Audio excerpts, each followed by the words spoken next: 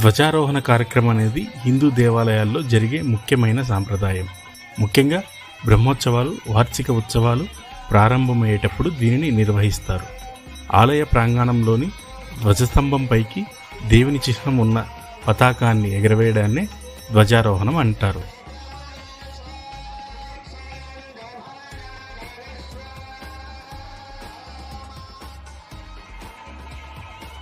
ధ్వజ అంటే జెండా, ఆరోహణం అంటే ఎగరవేయడం. ఈ కార్యక్రమం ద్వారా ఆ గ్రామ దేవతలకు, అష్టదిక్పాలకులకు, ముక్కోటి దేవతలకు ఉత్సవం ప్రారంభమైంది, అందరూ తరలిరండి అని ఆహ్వానం పలుకుతున్నట్టు సంకేతం.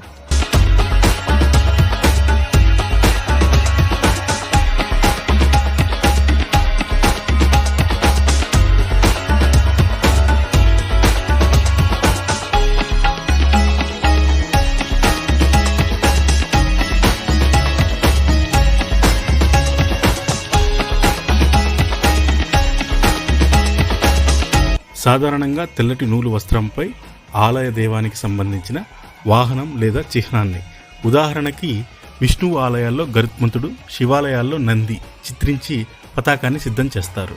అర్చకులు వేద మంత్రాల మధ్య మంగళ వాయిద్యాల వేదికగా ఈ పతాకాన్ని ధ్వజస్తంభంపైకి ఎగరవేస్తారు. ధ్వజస్తంభానికి దర్భగడ్డిని చుడతారు. ఇది విద్యుత్ తరంగాలను స్వీకరించే యాంటీనా లాగా పనిచేస్తుందని శాస్త్రీయ నమ్మకం.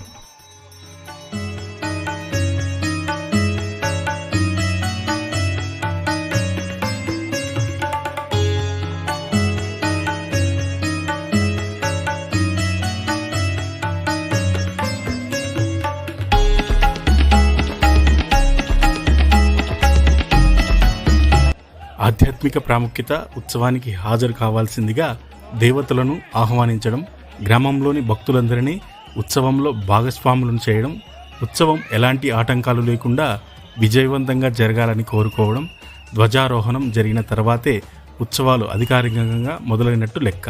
ఉత్సవం పూర్తయ్యాక చివరి రోజున ధ్వజావరోహణం, జెండాను దించడం చేస్తారు. అంటే దేవతలకు వీడ్కోలు పలికినట్లు అర్థం.